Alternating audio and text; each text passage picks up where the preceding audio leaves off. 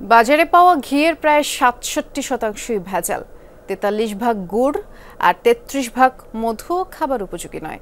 আর এমন ভয়াবহ তথ্য উঠে এসেছে নিরাপদ খাদ্য দিবস আয়োজিত সেমিনারে। ২০২১ সালে জনস্বাস্থ্য ইনস্টিটিউটের করা এক গবেষণা রিপোর্ট উপস্থাপন করে বলা হয়, বাজারে পাওয়া ১৬% তরল দুধ এবং ১৭% লবণও নিরাপদ নয়।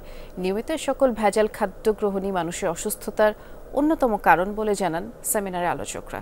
অ্যান্টিঅক্সিডেন্ট ও ফ্লেভোনয়েড সমৃদ্ধ ফ্রেশ প্রিমিয়াম টি এক কাপে কাঁপিয়ে দিন। বেঁচে থাকার জন্যই খাবার গ্রহণ, কিন্তু গ্রাহকের অজান্তেই সেই খাবার হয়ে উঠছে প্রাণঘাতী। কেউ বুঝে, কেউ বা না বুঝে প্রাত্যহিক জীবনে এসব খাবারে ভেজাল মিশিয়েই যাচ্ছে। আমরা যা খাচ্ছি তা কতটুকু নিরাপদ সেটা জানতে ২০২১ সালে গবেষণা করে জনস্বাস্থ্য ইনস্টিটিউট। গবেষণায় জানা যায়, বাজারে থাকা ৬৬.৬৭% ঘিতেই রয়েছে ভেজাল। গুড়ের ক্ষেত্রে এর পরিমাণ ৪৩.৭৫%।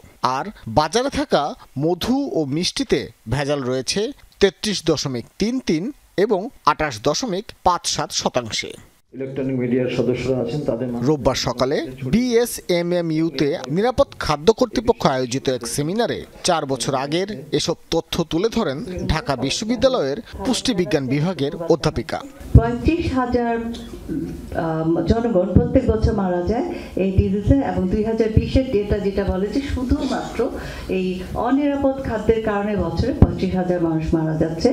আর কলেরা যে ডায়রিয়াল টাইপ অফ ডিজিজ, সেটাতে আমরা ২০২২-এর যে তথ্য দেখি সেখানে আমরা দেখতে পাচ্ছি যে প্রত্যেক ৪০০ জনের মধ্যে একজনই এই রোগে আক্রান্ত হয়ে হসপিটালে ভিজিট করতে আসে।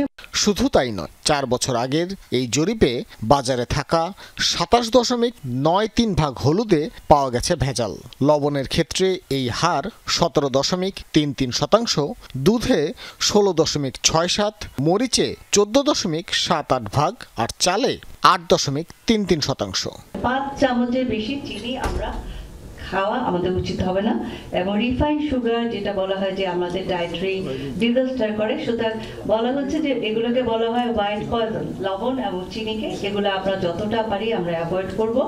এছাড়া যে আমাদের যে ফলে যে চিনিটা আছে ন্যাচারাল সুগার, সেটা আমরা যদি খাই তাহলে আমাদের স্বাস্থ্যের জন্য ভালো।